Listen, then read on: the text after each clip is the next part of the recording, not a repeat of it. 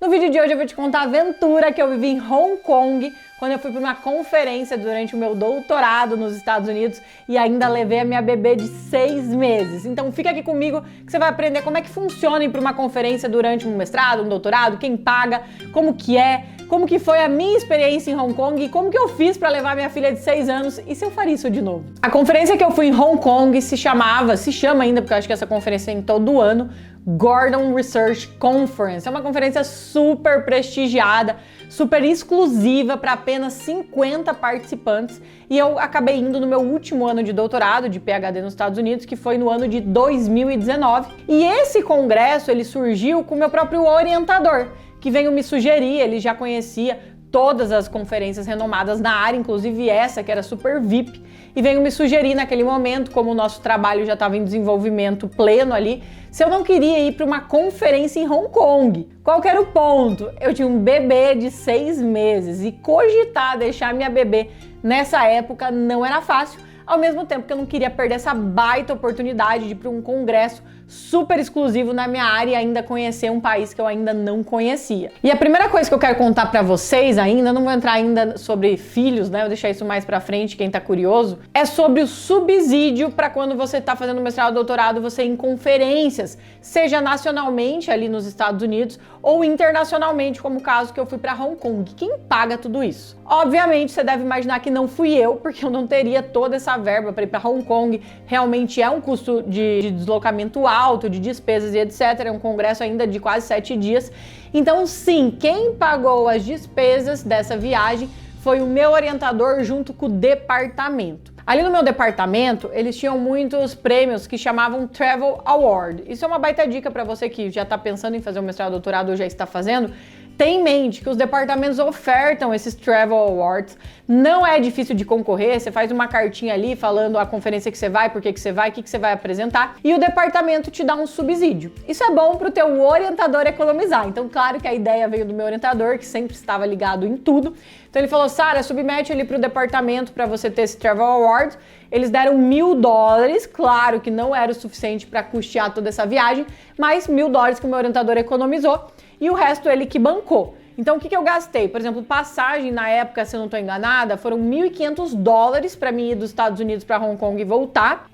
Também fiquei em hotel, o congresso era em torno de 7 dias e eu peguei um hotel ali de mais ou menos $180 a diária, que o departamento deixa você escolher, e eles também custeiam alimentação, despesas com o congresso, transporte para aeroporto, na cidade mesmo, tudo que tem a ver com conferência, eles subsidiam. Como que funciona? Passagem, pagar coisas de congresso, que você tá ali ainda nos Estados Unidos, você faz tudo isso direto ali com a universidade, você não precisa nem tirar do seu bolso, você faz direto com eles. Aí despesas que você for acabar tendo lá, você paga às vezes um táxi, um Uber, uma alimentação separado, aí você paga, depois você pede reembolso para o departamento que processa isso junto com o seu orientador e te manda o dinheiro, tá? Então funciona basicamente assim. Agora eu quero falar um pouquinho sobre levar, né? Por exemplo, no meu caso, como que funcionou? Quando o meu orientador veio com esse Kinder Ovo aí, que era um Kinder Ovo bom, de ir para uma conferência dessa, só que tão longe, eu tava com a minha bebê de 6 meses, não queria deixar passar. E nessa época, quem é mãe de primeira viagem vai entender o que eu passei. Eu não conseguia cogitar deixar ela. Eu penso hoje que eu tô aqui indo pro meu 5º filho, jamais seria tão apegada assim, teria viabilizado, mas naquela época eu não conseguia pensar nisso. E quando eu conversei com meu marido, ele foi super parceiro e falou, não, vamos que eu vou junto, vou aproveitar, também quero conhecer Hong Kong. E a gente fez a loucura de levar um bebê de 6 meses para um fuso horário de 12 horas, isso mesmo, e uma viagem de avião de 15, né? Eu saí de Baton Rouge, eu fui para Dallas, e aí de Dallas eu fui direto para Hong Kong. Então eu só tinha essa conexão para Dallas, Texas, 15 horas de voo para Hong Kong, chegando lá 12 horas de fuso horário. Tá, sei que você pode estar na dúvida assim, tá, Sara, mas e as despesas do seu marido e da sua filha? Bom, aí quem paga é a gente, né? Também você não tá querendo tudo, almoço grátis, assim, não tem lá. Então, meu marido pagou as despesas dele, a minha filha não tinha grandes custos ali pra levar. Filhos até 2 anos pra viajar de avião você leva com você, tem só uma taxinha. E aí, hotel praticamente não deu diferença, o pouco que deu a gente pagou ali a parte com o nosso dinheiro. E alimentações da minha filha, do meu marido, eles pagaram a parte também. Além disso, a gente acabou estendendo a viagem. A conferência era uma semana, mas eu também queria conhecer Hong Kong, já que era um lugar tão longe. A gente quis fazer valer muito a pena a saída com um bebê de 6 meses. Então a gente acabou ficando, eu não lembro se foi 12 ou 15 dias por lá. E esses dias excedentes da conferência, a gente também pagou hospedagem do nosso bolso, né? Não faria sentido. Então é isso, se você quiser levar o seu cônjuge, enfim, não há nada que te impeça de levar para uma conferência, desde que você banque esses custos a parte aí do seu dinheiro, ok? Então eu fiz isso. No final eu te conto se valeu a pena ou não, se eu faria isso de novo. Olha só, vamos falar também um pouquinho aqui nesse vídeo sobre a experiência de ir numa conferência em Hong Kong, né? Essa conferência ela foi dentro da Universidade de Hong Kong. Lá eu acabei ficando num hotel que não era dentro da universidade. Existia a opção de ficar em dormitórios que faziam parte do complexo da universidade, mas para quem ia levar um acompanhante ficava bem caro, e aí a gente optou por ficar num hotel que eu acabava indo de táxi lá da conferência para o hotel que a gente estava, então tinha um pouco mais de transtorno em relação a isso, mas pra gente fez sentido. Eu achei muito estranho lá quando eu cheguei que os táxis são super antigos, é uma frota assim super antiga. Eu vou pedir pro editor colocar aqui as imagens para vocês. Eu não esperava, achei que eu ia chegar lá e ia ser super moderno, mas não. E também era muito difícil de pedir táxi, mesmo Uber, acho que já tinha nessa época eu pedia, só que eles não entendiam inglês direito, mandavam mensagem lá em chinês mesmo, eu não entendia nada. Então assim, ir para lá é uma aventura, porque as pessoas não costumam falar inglês, pelo menos o meu inglês elas não falavam, e elas também estranhavam muito. Tava eu, meu marido, aquela minha filha lá que tinha os olhos desse tamanho aqui, vou pôr uma fotinho dela aqui, e todos os chinesinhos lá, todo mundo usava máscara naquela época, mesmo ainda sem ter estourado o Covid. Então, um país bem diferente. Quem tá aí curioso sobre a relação de documentação para ir numa conferência no exterior, quando você tá nos Estados Unidos como aluno estrangeiro, você tem que olhar quais são os critérios daquele país. Então eu olhei lá para Hong Kong, se brasileiro, meu passaporte era brasileiro, então não adiantava eu pensar como americana, como que funcionava para brasileiro entrar em Hong Kong. E brasileiro não precisa de visto para ficar em Hong Kong até 90 dias nessa modalidade de viagem que eu ia fazer. Quem vai para a China precisa de visto, o brasileiro que vai para a China. Para quem tá confuso, Sara, mas Hong Kong e China não é a mesma coisa? Não, não é, tá? Hong Kong é um território que faz parte da China, mas tem algumas burocracias que funcionam diferente. Eu até já vou falar mais disso daqui a pouquinho. O que eu queria contar pra vocês? Uma curiosidade, porque vai ser muito útil para você que pensa em fazer um mestrado ou doutorado nos Estados Unidos ou que já está fazendo um.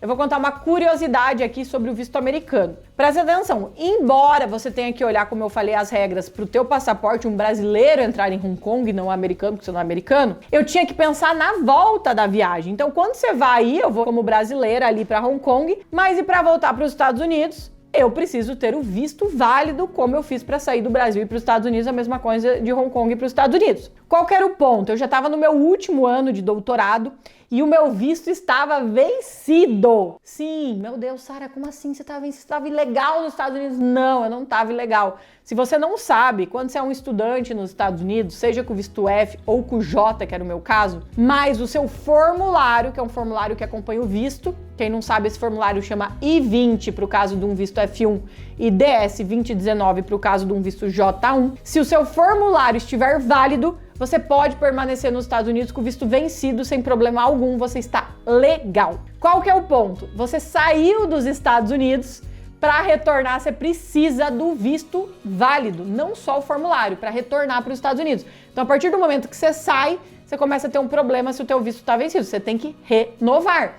Então, o que acontece? Eu não queria ir para Hong Kong e pensar em renovar o visto num consulado americano em Hong Kong, porque eu sabia que isso aí podia dar muito pano para manga, inclusive não recomendo que ninguém faça isso. Então o que eu fiz? Aproveitei, tinha uma desculpinha ali pro meu orientador, viu? Preciso tirar uma férias ali pro Brasil, para eu aproveitar, renovar o meu visto americano para eu poder depois retornar da conferência. Então eu peguei ali, não lembro se foi 7, 10 dias, 15 dias, eu vim para o Brasil antes da viagem, da conferência, renovei o meu visto pela última vez do doutorado aí e retornei aos Estados Unidos. Um tempo depois, acho que foi um mês depois que eu fiz isso com antecedência, foi a conferência para Hong Kong. Entrei em Hong Kong com o passaporte brasileiro e para retornar depois de volta para o meu doutorado, que eu ainda não tinha concluído, eu entrei com o visto válido, formulário válido, tudo certinho. Então se atentem a isso, você que vai ter um visto F ou um visto J, dá sim para ficar com o visto vencido nos Estados Unidos, mas se saiu, vai precisar dele válido para retornar aos Estados Unidos. Um ponto importante aqui que eu acabei não falando e muitos de vocês talvez tenham curiosidade, porque eu comentei sobre subsídios para quando você vai para a conferência, que é sempre pago pelo orientador, pela universidade. Isso é muito comum nos Estados Unidos. Nunca falta verba para isso, tá? Eu, no meu caso, eu fui para 2 conferências, uma em Boston, que chamava Materials Research Society. Eu fui também em agosto, foi as duas que eu fui no meu último ano de doutorado. Nessa, inclusive, eu ganhei um prêmio, um cheque em dólar aqui, vai aparecer umas fotinhos aqui pra você. Também tudo pago, eu fiquei num hotel incrível que tem lá perto da conferência. Super caro, eu lembro que eu já tinha feito uma viagem pra lá, eu vi esse hotel que ficava dentro do Prudential Center, falava, meu Deus, quando que eu vou no hotel desse? A diária era mais de $250 desse hotel, que era meio que junto no complexo, tudo pago, eu fiquei lá, acho que foram 4 noites, 3 noites, tudo pago pelo departamento, meu orientador, subsídio da conferência, alimentação. Então isso é super comum nos Estados Unidos, quando você vai apresentar um trabalho, tudo pago, né, pelo professor ou departamento. Ah, Sari, se eu quero ir numa conferência como ouvinte, também dá. Eu tinha uma colega que, enquanto eu fui em 2 conferências durante o PhD, ela no primeiro ano foi em umas 3, 4. E no começo do doutorado ela não tinha nenhum artigo para apresentar, ela foi como ouvinte mesmo. Isso aí depende da sua conversa com o orientador, dele achar que faz sentido e querer subsidiar isso. Nada impede. Claro que se você for apresentar um trabalho, faz muito mais sentido. Você não vai ter nenhuma barreira, digamos ali, em questão deles pagarem. Quando você vai como no ouvinte, você depende da boa vontade do seu orientador, então fica aí pra você que tem essa curiosidade. Gente, e claro, né, eu fui pra Hong Kong, fui pra Boston, a Monique eu sei que foi pro Canadá, então também você tem ainda toda essa opção de gama de conferências nacionais. Claro que faz muito mais sentido como ouvinte você ir em conferências nacionais, porque o custo para ir em Hong Kong, por exemplo, é muito mais elevado. Essa viagem, com certeza, entre hotel, despesa de alimentação, congresso, etc., eu gastei mais de $3 mil, que seriam aí quase R$18 mil. Você imagina você ter isso no Brasil, aí subsidiar R$18 mil pra você ir numa conferência em Hong Kong, né? Então assim, vou como ouvinte, tenta pleitear ali conferências nacionais, que vai ter um custo muito mais baixo para o seu orientador. E se você quer ir para conferências internacionais, Europa, Canadá, eu vi muita gente também que ia, como eu falei, a Monique mesmo foi, ou até mesmo Hong Kong, ter essa experiência única que eu vivi lá, aí você vai apresentar um trabalho que fica mais palpável para o teu orientador se subsidiar. Mas eu tenho certeza que problemas financeiros lá é muito difícil ter quando você está fazendo pesquisa de ponta. Bom, então presta atenção, eu te falei sobre subsídios de conferência, quem paga, quanto não paga, quanto que custou a minha viagem. Para eu não esquecer aqui, né, eu falei que ia explicar esse negócio, que Hong Kong é um território que faz parte da China, mas ele tem a sua independência aí política, eu tenho até uma colinha aqui, ó. Ele tem o próprio sistema legal, econômico e político, mas em questões de defesa e política externa, eles são controlados por Pequim. Então, Hong Kong é parte da China, mas tem essas características distintas aí. Lá é bem capitalista, você encontra todas as franquias que existem nos Estados Unidos de alimentação aí, tudo tem lá, tá? Tem comida típica também, eu também fui numas feiras estranhas, vou pedir pra pôr as imagens pra vocês aí. Restaurantes que a gente foi durante a conferência, meu Deus, um monte de frutos do mar lá que eu não apreciava. Nessa época, eu sei que vocês queriam mais imagens, mas, gente, acreditem se quiser, eu não era blogueira nessa época. Essa viagem que eu fiz para Hong Kong, acho que foi em agosto ou julho de 2019, fazia um mês que existia o Instagram, @PHDNozeua. Eu tinha vergonha de aparecer ainda, então eu fiz stories, mas eu não aparecia, super pouco. Acho que na conferência eu tenho uma foto. Então triste, né? Triste que eu não tenho essas memórias maravilhosas de Hong Kong, que eu não era blogueirinha ainda, né? Que pena, ia poder trazer cada imagem maravilhosa pra vocês. Eu tenho bastante fotos com a minha filha, com meu marido, no pós-conferência que a gente tirou aí pra guardar pra família. Vou pôr algumas, a gente foi em vários pontos turísticos, mesmo com o bebê de 6 meses. Chamávamos muita atenção dentro daqueles metrôs que a gente andava com carrinho de bebê. Eu tenho uma curiosidade dessa conferência, gente, que a minha filha ela tinha acabado de entrar na introdução alimentar quando a gente foi para Hong Kong, e primeiro filho eu era neurótica, né? Eu pensava, meu Deus, eu não posso atrapalhar a alimentação da minha filha indo para lá, comida de restaurante, que horror. Eu fiz o meu marido comprar um fogãozinho elétrico lá, que isso tem muito, né, nos países fora. Ele ia no hotel e fazia ele cozinhar ovo, verdura que ela fazia BLW, né, pegar a couve-flor na mão. E daí sabe o que aconteceu? A faxineira dedurou a gente. Porque óbvio, né, por questões de segurança de fogo, não pode ter um fogão elétrico dentro do quarto lá. E aí a recepção me ligou e falou, viu, você não pode ter um fogãozinho elétrico aí, né? Daí a gente teve que continuar assim meio escondido, fazendo as comidinhas fit que o meu marido tinha que fazer para minha filha poder manter a introdução alimentar dela em Hong Kong. Como que ele aguentou eu, gente? Pelo amor de Deus, né? Mas, enfim. Então, assim, eu falei também que ia falar se valeu a pena ou não valeu. Assim, ó. 12 horas de fuso horário, ela demorou uns 3, 4 dias pra entrar no fuso horário de Hong Kong. E daí, na volta, ela demorou 4, 5 dias pra entrar no fuso horário americano. Ou seja, você imagina que a gente não dormiu nada, né? Porque quando ela tava se adaptando ao fuso horário, a gente já tava quase voltando. Então isso aí foi um show de horror, de ficar acordado na madrugada. Não recomendo, né? Tenta deixar uma babazinha ali. Hoje em dia que eu já tô no 5º filho, mais experiência, não precisa fazer esse tipo de coisa, entendeu? Chama a avó, a tia pra cuidar da criança lá, ela mantém ali 7 dias a alimentação dela, tudo tranquilo, ela nem vai lembrar de Hong Kong, né? Então é isso, Lalazinha conheceu Hong Kong, fez um voo de 15 horas, o voo foi o de menos, o voo foi super tranquilo, eu consegui até aqueles bassinets, né, que são os berços que você põe lá no avião, dependendo de onde você fica, nem paguei a mais por isso, e o voo foi tranquilo, ela 6 meses ainda não anda, então ficava ali quietinha, o voo foi bom, mas o fuso horário pegou bastante, tá? Então, né, veja bem aí se você tiver numa situação dessa, talvez não seja o melhor caminho para você fazer. Viabilizei, é importante que eu fui para Hong Kong, participei dessa conferência incrível, tudo pago durante o meu doutorado, e eu quero desejar aqui para você que está me assistindo muitas conferências, todas subsidiadas aí pelo programa Com Bolsa 100% que você for ou já estiver nos Estados Unidos.